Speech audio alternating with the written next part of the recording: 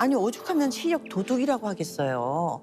그럼 이 황반변성을 예방하려면은 어떻게 해야 되나요? 이 황반이라는 게 뭐냐면은 이 C세포 자체가 밀집되어 있는 지역이거든요.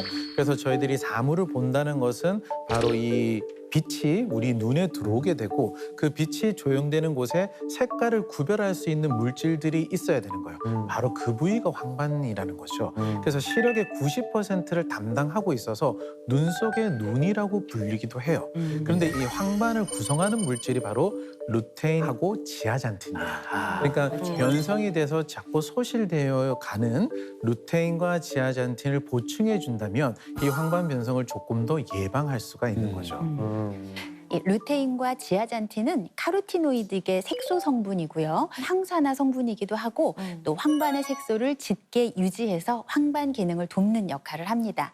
그런데 이 루테인과 지아잔틴은 각자가 하는 역할이 조금 달라요. 루테인은 황반의 주변부에 주로 분포를 하면서 주변 시야를 보호하는 역할을 하고 이 지아잔틴은 황반의 중심부에 주로 분포하면서 중심 시야를 보호하는 역할을 합니다. 이게 눈이라고 하는 게 중심만 잘 보여도 안 되고 주변만 잘 보여도 안 돼. 다 협업을 해야 되는 거잖아요. 그러면은 이 황반 그 건강을 지키려면은 말씀하신 루테인하고 이 지아잔틴 이 두 가지가 다 중요하겠네요. 네, 맞습니다.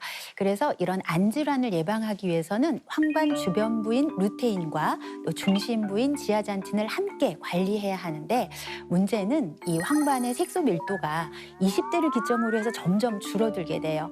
그래서 황반이 제 기능을 하지 못하게 되면 결국 황반 변성을 유발하게 됩니다.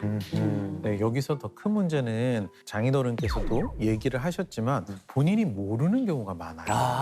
처음 초기 증상이 이렇게 휘어지는 거거든요. 그런데 이렇게 넘어가다 보면 노폐물이 계속 쌓이게 되고 습성 한방 변성이 되어버린다면 이게 실명을 위험이 생기는 거죠. 그래서 이런 변형이 되지 않도록 미리미리 예방 차원으로 검사도 해보시고 내가 아직 잘 모를 때 그것을 확인하는 것이 되게 중요하죠.